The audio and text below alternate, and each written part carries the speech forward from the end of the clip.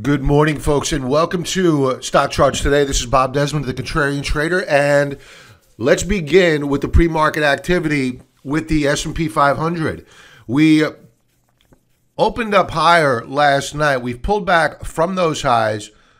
We are currently up just shy of a half percentage point, up 11 points. What I'm looking at here is the potential for a bull flag breakout. If we break out above this upper band of resistance, the Bollinger Bands are very tight. So as I mentioned to members on the week ahead commentary yesterday, which is posted in the members area, I think that this week will be the week that we break in one direction or the other with this market. There needs to be a resolution. Either we're going to break out or break down.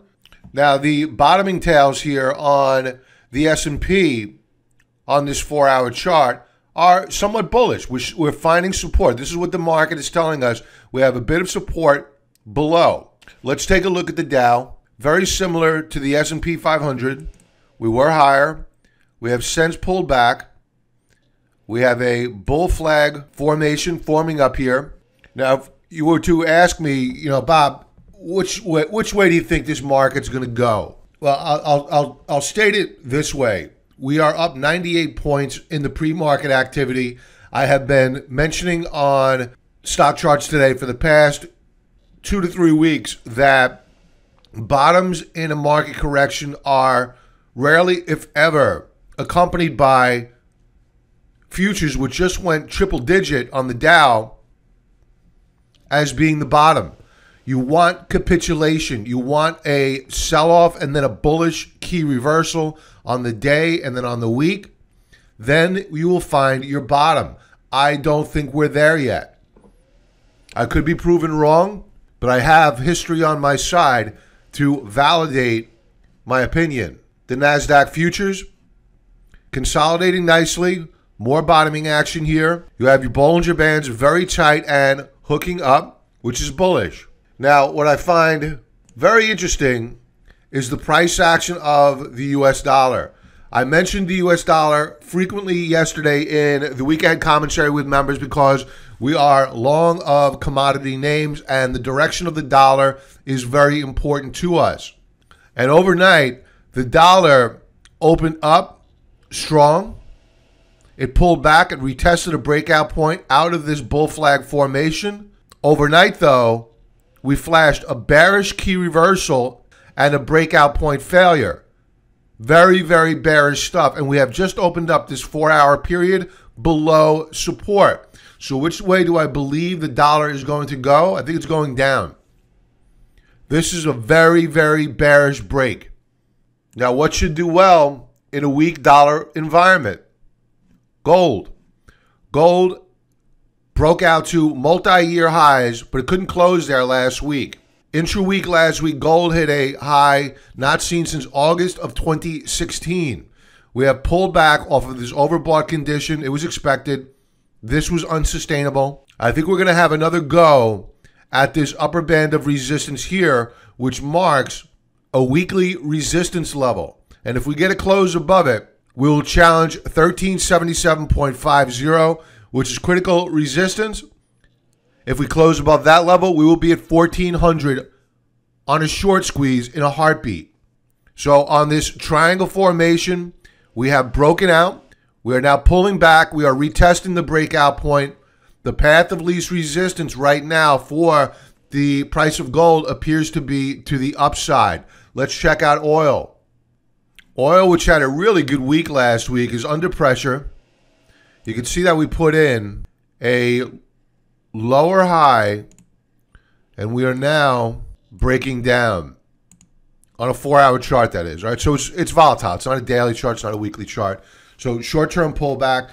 So what's influencing the price of oil right now? Probably the event, meaning we launched attacks on Syria. That is out of the way, unless you're a believer that the Russians will, in some form or fashion, retaliate, which I doubt. It was a fairly benign attack. No casualties by the Russians, therefore no need for a retaliation. They have bragging rights that they took down some of our missiles. Whether that's true or not, I don't know. But those bragging rights should be sufficient, and we move on. This time next year, as we did last year, we'll probably launch another attack. Unless we could find another reason to go to war, and we seem hell-bent on it. So oil should see a short-term pullback, as we're seeing now. We broke down below this lower band of support. I don't think the rally is over here, especially if the dollar continues to weaken. Let's take a quick look at Bitcoin. Bitcoin on the 13th managed to close back above resistance. It is pulled back, retested, and we have a continuation move higher. So we're forming the right side of a cup on Bitcoin. Would I be a buyer? No, because we're kind of in no man's land, unless, of course, you're going to use a tight stop right below 8,000, which is psychological support. I would be a buyer on a retest of the breakout point yet again, with a stop just below. And if we get above 91.08, we're going a lot higher. That would be a significant breakout on Bitcoin. Let's now go to member stock chart requests, which is where I review the symbols that our gold members submit for me to review. First chart up, Amazon. Weekly chart. I don't like this chart. Could we press higher this week? Yes, but I think we're setting up a lower high here. Too much headline risk with Amazon, plus the internet names are breaking down some. Way too much headline risk across the spectrum for the social media names and internet names. And the last company I would want to be a buyer of is one that has chosen to pick a fight with a counterpunching president of the United States. So a lot of headline risk here. That doesn't mean it can't move higher. But you saw an up week last week, but that up week came on very light volume after a lot of distribution by institutions the prior weeks. Now, in terms of price, we didn't make much of a difference to the upside. We were up 1.82%, so we underperformed the overall market. Now, could we press high to retest this resistance level here at 1,500? Sure.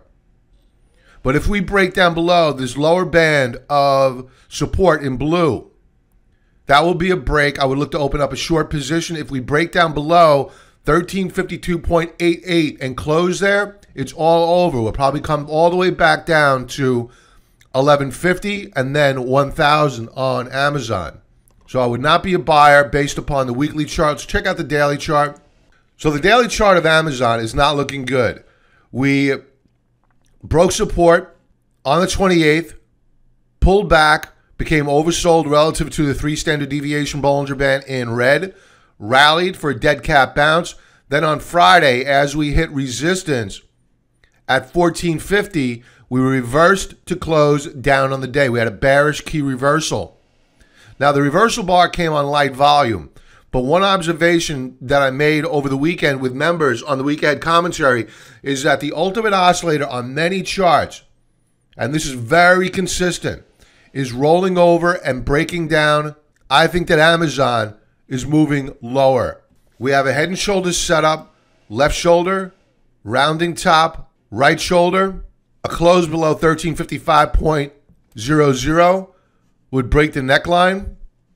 Stokes appear to be rolling over. RSI appears to be rolling over. I would avoid Amazon like the plague, and it's very close to being a short. U.S. Steel. We haven't spoken about U.S. Steel in a while. This is for fellow member Henry. Let's update this. So it was only a few short weeks ago where tariffs were announced, U.S. Steel rallied very briefly, and then we have rolled over. So much for the value of tariffs. We have since pulled back. We're retesting the lower band of the rising uptrend channel.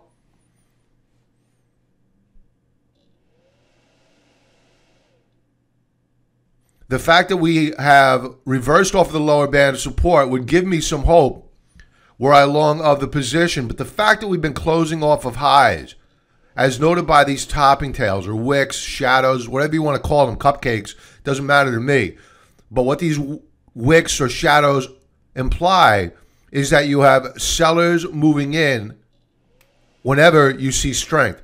that erodes confidence, and it puts the support level under a lot of pressure to succeed. And every time we fail to rally and we sell off the highs of the week, the probability of this lower band of support breaking becomes more likely. It's like you're standing on a pond which is frozen over, and each time you step on one area that's fairly thin, the more pressure you put on it, the more testing you do, and then eventually it's going to break. It doesn't harden. Volume last week to the upside was very weak. Let's go to a daily chart. Not pretty. Let's update the chart. Okay, so we became oversold relative to the 2 standard deviation Bollinger Band, and we have rallied, but we have been unable to close above support. Now, would I go shorting U.S. Steel now? No. Would I go buying it now? No. When do I make my decision about U.S. Steel? It's a rules-based approach, right? We want to buy or short when the stock tells us the direction that it plans on going. So what does that all mean? Let's boil it down. If we close above $37 per share, in all probability, U.S. Steel is going higher. If we close down below $34 per share, in all probability, U.S. Steel will continue its breakdown. Volume on Friday was light. Stokes are rising. In all probability, we'll close out the day with both lines on Stokes above 50, which would be bullish. But I would not be a buyer, and I would not short U.S. Steel right now. It's a watch only. The next chart up for fellow member Rakesh. Weekly chart of Kirkland Lake Gold Limited. Love the chart. This is the difference between the Dow putting in lower highs and lower lows, and the commodity space, which I like, which is breaking out. Now, Kirkland saw a breakout on RSI back here the week of March the 19th, but price was nowhere near a breakout. It had a good week that week, but it was nowhere near a breakout. So you had an indicator leading price performance over the past several weeks. We've pulled back. We have retested the breakout point last week, a follow-through continuation breakout on RSI. But this time, you had Stokes and you had price moving along with the RSI. So you have a price breakout validated by both of our major indicators, forward-looking indicators. Volume, outstanding, institutional accumulation. MACD poised to go positive. I'm quite bullish on Kirkland. Would I go buying it today? No, not quite yet. The reason is that it got ahead of itself last week. Ideally, we get a pullback. But I'll tell you, if we get a breakout above this upper band of resistance and close there, I would scratch the itch. I would open up my position. But ideally, we get a pullback to this lower band of support, retest $16 per share, or at least put in a higher low, then open up a position, then add more on a breakout and a close above this upper band of resistance. So that's how I would play Kirkland. Down volume on Friday was good. That's exactly what you want to see. Declining down volume bars on a pullback. Stokes are above 80. For those out there that are new to technical analysis, you're reading your technical analysis for dummies guide. It tells you to short a stock. When Stokes go above 80, you will go broke. Do not use that rule of thumb. In all probability, we will pull back here and hook back up on Stokes and move considerably higher. And when you're watching these small gold mining plays, keep an eye on the GDXJ. This is the ETF which puts you long of the junior gold miners. A strong consolidation along this lower band of support. It appears as though we are moving higher. We broke out of this consolidation last week. I think we could rally all the way up to $35 per share in the coming couple of weeks. We have a higher low set up on weekly Stokes. Very, very bullish stuff. The only thing I don't like is that both lines on Stokes are trading down below the 50 level. Other than that, looking good. RSI is now trading back above 50 and trending higher. Volume last week, outstanding. So the GDXJ is looking good. Therefore, it validates our long thesis of Kirkland. Haynes Celestial, weekly chart. We saw a bullish key reversal on the week and we recaptured support. And we closed back above the prior low at this level at 3101, last seen back in June of 17. So it's an interesting setup. A lot of damage done here. It's obvious that the path of least resistance is to the downside. But this bullish reversal week and the fact that we did not put in a new weekly low last week is promising. But this is very early stage stuff. In fact, we broke out an ultimate oscillator a few weeks ago on this counter trend rally, but that failed. Let's take a look at the daily chart. RSI hooking up, Stokes hooking up.